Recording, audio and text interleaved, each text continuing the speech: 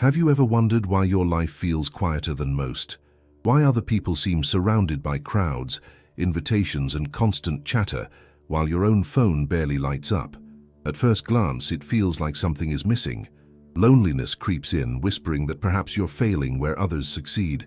But what if I told you that the lack of friends in your life is not a curse, but a clue? Not evidence of weakness, but a sign of strength. Today, we're going to uncover why having fewer friends, or sometimes none at all, isn't proof that you're broken. It might be proof that you are rare. Stay until the end, because the last reflection will change how you see solitude forever. Albert Einstein once admitted that solitude was essential for his creativity. He needed silence, time, and space to think. Surrounded by too much noise, he would lose the clarity that gave birth to his genius, and long before him, the Stoics taught the same lesson.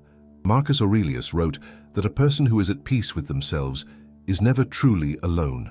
Epictetus reminded his students to guard their circle carefully, because the wrong company corrupts character faster than you realize. And Seneca, the great Roman philosopher, often warned that it's better to walk alone than to follow a crowd rushing toward emptiness. If history's brightest minds found strength in solitude, then perhaps your quiet path is not a flaw, but a reflection of your depth. Let's explore 4 powerful insights that reveal what the lack of friends actually means, and why it might be one of the clearest signs that you are building a life of real strength. Insight 1. Depth doesn't thrive in shallow waters. Think about the last time you tried to talk about something meaningful with people who only live for gossip or distractions. The conversation probably fell flat. Your thoughts were too heavy for their surface. That mismatch can feel isolating, but it is actually a sign that you are not meant to live on the surface. Marcus Aurelius wrote, "The soul becomes dyed with the color of its thoughts." If your thoughts are rich, reflective, and intentional, then shallow circles will never feel like home. Many people connect quickly because their relationships demand nothing of them, just laughter, entertainment, and convenience.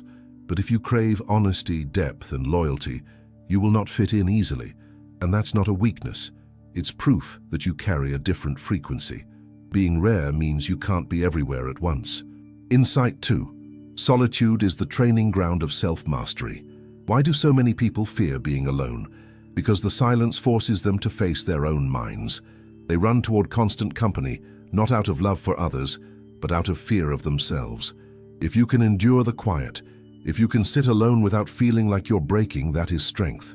Epictetus told his students, "If you want to improve, be content to be thought foolish and stupid." In other words, the path of growth often looks strange to others.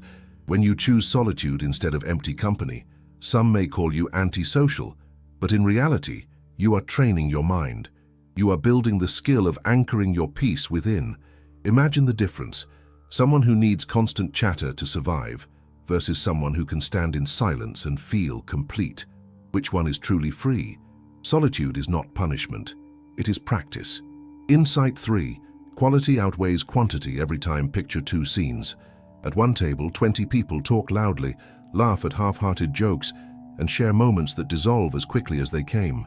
At another table, there is just one person, but every word exchanged is genuine, every silence feels safe.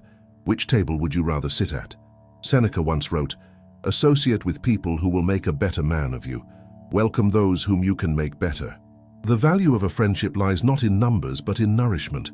A single loyal companion can bring more light than 100 acquaintances. So if your life looks quiet right now, if your contacts list is short, don't see that as emptiness. See it as filtration. You are refusing to sell your energy cheaply. You are protecting your soul from the exhaustion of maintaining connections that have no roots. Insight 4. The right people appear in the right season. Nature teaches us patience. Flowers don't bloom in winter. Fruit doesn't ripen in a day. Yet we expect friendships to appear instantly, as if the right people should arrive on demand. The Stoics warned us against this illusion. You cannot control who enters or leaves your life.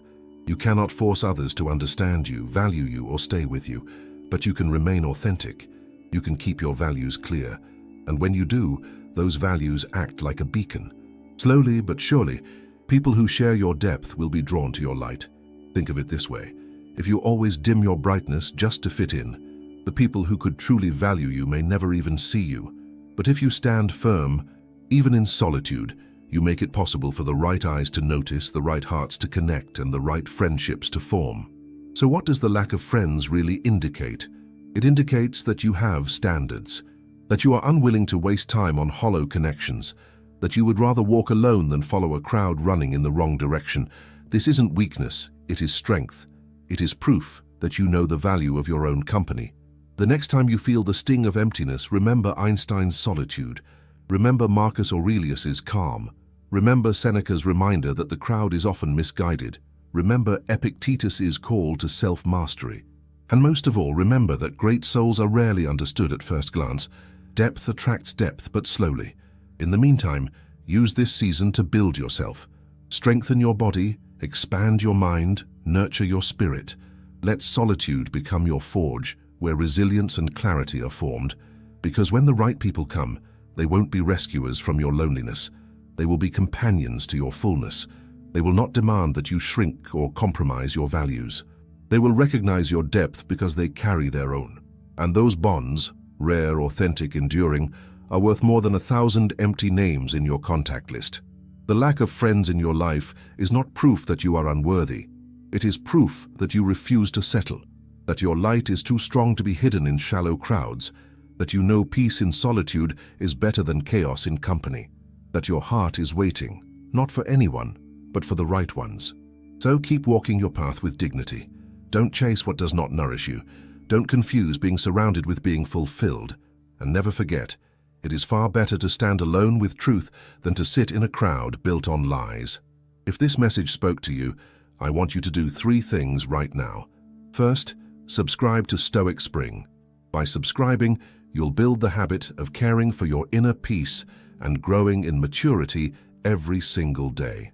Second, like this video so that more people who need this reminder can find it. And third, write in the comments, I value quality over quantity. That will tell me you stayed until the end and that you are committed to walking this path of strength. And before you leave, choose one of the videos appearing here on the side. Just like this one, it may not only change how you think, but also how you choose to live.